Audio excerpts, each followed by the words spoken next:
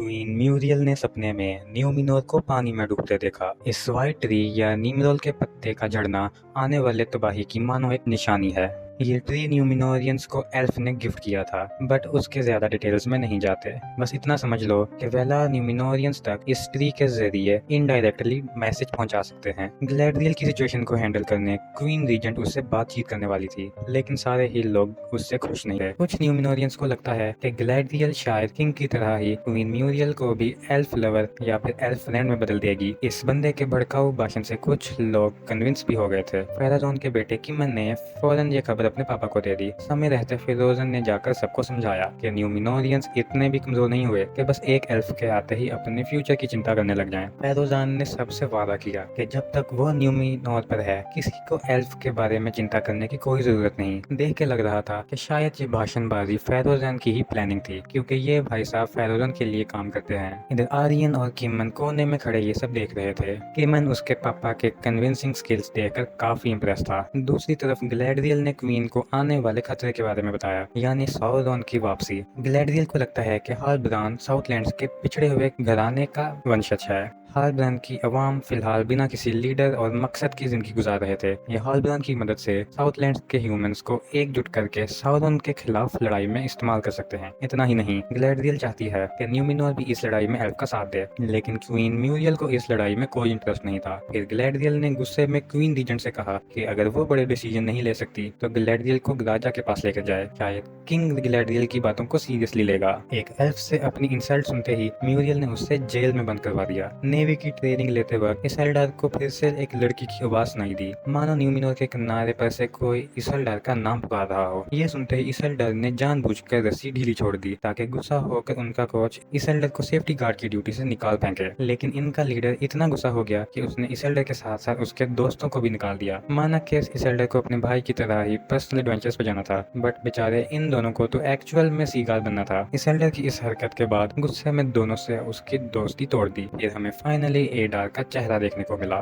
Surprisingly एडार कोई human या वेलार नहीं बल्कि एक एल्फ है। शक्ल देख के लग रहा है कि पास्ट में इसके साथ जरूर कुछ बुरा हुआ होगा। एडार के बर्ताव को देखकर लग रहा था कि उसे अपने साथी ऑक्स की वाकई में फिक्र थी। राउंडन के द्वारा जख्मी किए ऑर्क को दर्द से छुटकारा देने एडार ने उसे मार दिया, बट छुरा घूमते वक्त एडार को अंदर से काफी बुरा लगा। अपने वफादार सिपाही को निपटाकर एडार अरेंडल से पूछताछ करने लगा। राउंडल ने उसे बताया कि वो बेलोरियान में पैदा हुआ था। एडार भी उसके बचपन में एक बार एलोरियान की नदी देखने गया था। इसे लगता है कि एरेंडल उसी नदी के आसपास कहीं रहता होगा। बेसिकली इस कन्वर्सेशन से हमें ये समझ में आता है कि एडार भी किसी जमाने में एक कट्टर एल्फ था, बट बाद में ऐसा कुछ हुआ कि वो पूरी तरह से पार्टी बदलकर डार्क लॉर्ड की साइड हो गया। इसे अब दुनिया में भारी बदलाव लाने थे, लेकिन दुनिया बदलने के लिए एडार कोई गॉड नहीं है, एटलीस्ट अब तक तो नहीं, इंडिकेटिंग के एडार किसी गॉड लेवल पावर की तलाश में था। एडार ने एरेंडल को सिर्फ इसीलिए जिंदा छोड़ा था कि वो वॉच टावर में छुपे ह्यूमंस तक अपना मैसेज पहुंचा दे, लेकिन वापस भेजते वक्त एडार ने इसे कोई एसेंशियल सर्विस का पास वगैरह नहीं दिया। यानी राउंडल को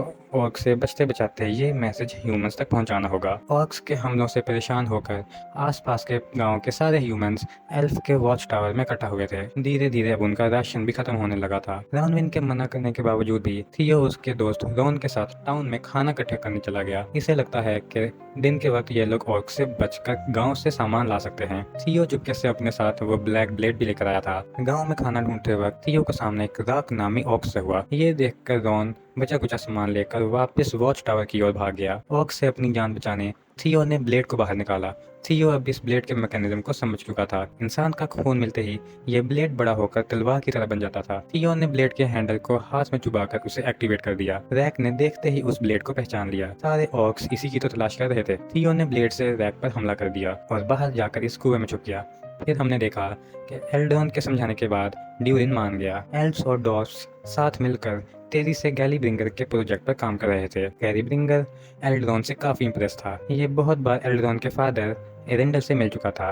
एरेंडल ने गैलीब्रिंगर को बताया था कि फ्यूचर में उसका बेटा यानी कि एल्डोन गैलीब्रिंगर के बहुत काम आएगा। गैलीब्रिंगर को लगता है कि ड्यूरिन शायद इनसे कुछ छुपा रहा है। फिर इस बात की छानबीन करने एल्डोन लीसा से मिलने चला गया। लीसा की बातों से ये साफ साफ जाहिर हो रहा था कि डॉर्फ्स वाकई में इनसे कुछ छुपा रहे हैं। फिर एल्डोन अपने सुपर हियरिंग पावर्स की मदद से डीसा और ड्यूरिन की बातें सुनने लगा। ड्यूरिन और उसके साथी मिरर ईयर के नीचे बनी खदान में खुदाई कर रहे थे। एल्ड्रॉन उनके पीछे पीछे उस कोल माइन के अंदर घुस गया। उसने एक ही झटके में यहाँ बने सीक्रेट दरवाजे का पासवर्ड भी गेस कर लिया। अंदर घुसते ही एल्ड्रॉन की मुलाकात ड्यूरिन से हुई। ड्यूरिन को पहले लगा कि एल्ड्रॉन यहाँ पर डॉस का सीक्रेट चुराने आया है, लेकिन एल्ड्रॉन ने दोस्ती की कसम खाते हुए इसे वादा किया कि वो इधर सिर्फ और सिर्फ टावर के काम को पूरा करने आया है।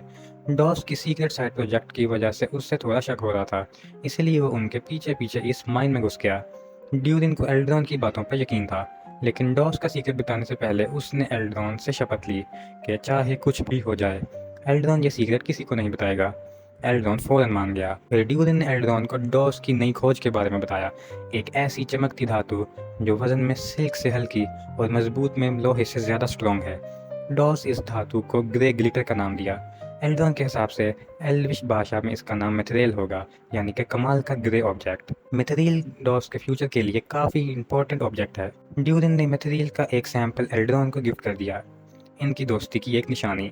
लेकिन तभी लैंडस्लाइड की वजह से खदान में एक्सीडेंट हो गया। ड्यूरिन फौरन अपने साथियों की मदद करने निकल पड़ा। न्यूमिनोरियंस ने ग्लैडियल को हार्ब्रान के बाजू वाली जेल में ही रखा था। हार्ब्रान ने ग्लैडियल को समझाया कि हर जगह अपना गुस्सा और एटीट्यूड दिखाकर काम नहीं चलता, कभी कभी दिमाग भी यूज कर लेना चाहिए। दिमाग के साथ साथ फेस मसल्स को भी यूज कर लेना दीदी, चेहरे पर होंठ के सिवा बाकी कुछ नहीं हिलता। हार्ब्रान ने उसे बताया कि दुश्मन की कमजोरी को ताकत की तरह इस्तेमाल करना।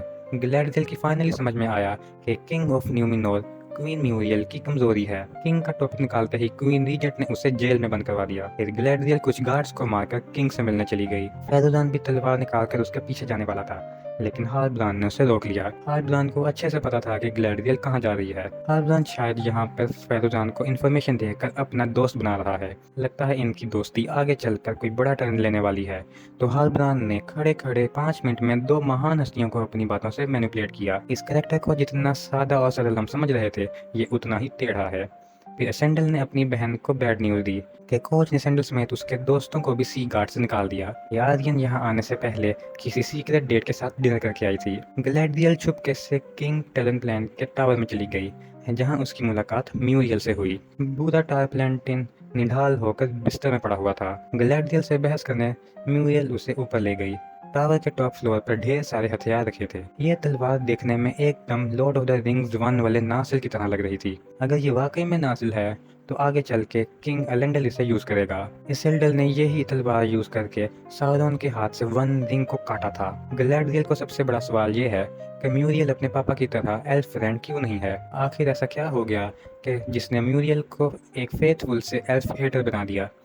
इसके जवाब में म्यूरियल ने ग्लैडियल को एक प्लांटर दिखाया। प्लांटर यानी कि एक तरह की कम्युनिकेशन क्रिस्टल बॉल, लेकिन इस सीन में ये प्लांटिल को फ्यूचर देखने के लिए यूज कर रहे थे। 7 में से सिर्फ एक ही प्लांटिल का पता है, बाकी 6 कहाँ है कोई नहीं जानता। प्लांटिल को भी कैलिब्रिंगर के परदादा फ्यूनियोर ने ही बनाया था। प्लांटिल को टच करते ही ग्लैडियल ने न्यूमिनोर के खात्मे को देखा, बिल्कुल वैसे ही विजन्स जो कि म्यूरियल ने सपने में देखे थे। म्यूरियल ने ग्लैडियल को बताया कि प्लांटिल की प्रोफेसी के हिसाब से न्यूमिनोर के अंत की शुरुआत ग्लैडियल के आने के बाद से ही हुई थी, इसीलिए वो ग्लैडियल को यहाँ से भगाने पर तुली है। लेकिन ग्लैडियल को लगता है कि इसका कनेक्शन साउरन के आने से होगा। गॉड्स चाहते हैं कि न्यूमिनोरियंस एल्फ की इस लड़ाई में मदद करें, और अगर मदद नहीं की तो शायद वेलार न्यूमिनोर को डुबा देंगे।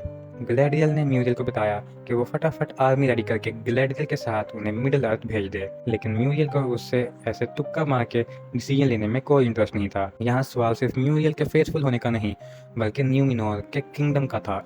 म्यूरियल को इस लड़ाई में नहीं पड़ना। सुबह होते ही वो ग्लैडियल को बोर्ड देकर आइलैंड से बाहर भेज देगी। दूसरी तरफ रात में थियो को पकड़ लिया।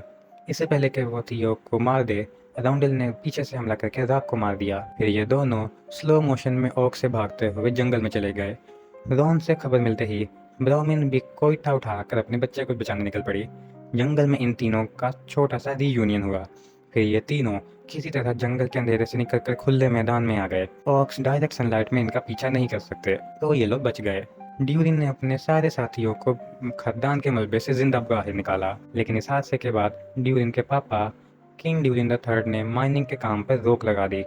ड्यूरिन गुस्से में अपने पापा के खिलाफ अनाप शनाप बातें करने लगा। तभी एल्ड्रॉन ने उसे समझाया कि जब तक समय है ड्यूरिन को उसके पापा के साथ सारे गिले शिकवे दूर कर लेने चाहिए। अगर माफ़ी मांगने में देर हो गई तो ड्यूरिन सारी जिंदगी पछताता रहेगा। इस एपिसोड में एल्ड्रॉन ने अपने पेरेंट्स की डिटेल बैक स्टोरी सुनाई। एल्ड्रॉन की बातों से इंस्पायर होकर ड्यूरिन उसके पापा से मिलने चला गया। किंग ड्यूरिन द थर्ड ने अपने बेटे को बताया कि उसे माफी मांगने की कोई जरूरत नहीं, लेकिन डॉर्स का फ्यूचर राजा होने के नाते ड्यूरिन को अपने इंस्टीट्यूशंस इग्नोर नहीं करनी चाहिए। ड्यूरिन की गट फीलिंग ये कहती है कि एल्फ सीक्रेटली कोई अलग ही खिचड़ी पका रहे थे। फिर एल्फ्स के असली प्लान को जानने राजा के कहने पर ड्यूरिन लिंडन जाएगा। वॉच टावर पहुंचते ही वो बार ओनर थियो से मिलने चला गया। थियो से पहले डार्क ब्लेड किसी के पास नहीं थी। ये भी ब्लेड को एक्टिवेट करने के लिए हैंडल को हाथ में घुसाने वाली टेक्निक यूज करता था। फिर इसने थियो को बताया कि म्यूटियोर यानी कि स्ट्रेंजर का आसमान में दिखना इस बात की निशानी है कि साउरन वापस आने वाला है, और इनके हाथ पर ब्लेड से बने वो जख्म शायद साउरन के सपोर्टर होने का सिंबल हैं। राउंडल ने ब्राउमिन को अकेले में मैसेज के बारे में बताया। अगर यहाँ के ह्यूमन जमीन एडर के हवाले करके उससे साइड हो गए तो उन्हें ऑक्स से डरने की कोई ज़रूरत नहीं, लेकिन अगर इन्होंने ऐसा नहीं किया तो एडार की आर्मी एक एक करके सबको मार देगी। एडार को भी खबर मिल गई कि वो डार्क ब्लेड फिलहाल वॉच टावर में एक बच्चे के पास है। वह होते ही क्वीन म्यूरियल ने ग्लैडियल को बोट में बैठाकर न्यूमिनोर से बाहर भेज दिया, लेकिन ग्लैडियल के थोड़ा दूर जाते ही व्हाइट ट्री के पत्ते तेजी से झड़ने लगे। ये देखकर सारे समझ गए कि ग्लैडियल ठीक कहती थी। गॉड्स उन्हें एक तरह से साइन दे रहे थे कि एल्फ को वापस अपने आइलैंड पर बुलवा लो। क्वीन रीजेंट ने फौरन ग्लैडियल को वापस बुलाकर इमरजेंसी अनाउंसमेंट कर दी कि वो खुद अपनी आर्मी लेकर ग्लैडियल के साथ साउथलैंड जाएगी, लेकिन इस आर्मी को बनाने इन्हें सोल्जर्स की जरूरत पड़ेगी। रेंडल चौक में खड़ा होकर लोकल लोगों को आर्मी में भर्ती करने लगा। रेंडल और उसके दोस्तों ने भी हाथ उठाकर खुद को फौज का हिस्सा बना लिया। लगता है ये लोग न्यूमिनोर की मेन आर्मी को आइलैंड पर छोड़कर नई आर्मी लेकर साउथलैंड जाने वाले थे, क्योंकि इतने पावरफुल किंगडम को ऐसे रैंडम आर्मी बनाना सही नहीं लगता। और यहाँ होता है एपिसोड 4 खत्म। तो दोस्तों, आपको ये एपिसोड कैसा लगा हमें कमेंट्स में जरूर बताइएगा। अगर वीडियो अच्छी लगी हो तो लाइक करें और चैनल को सब्सक्राइब करें।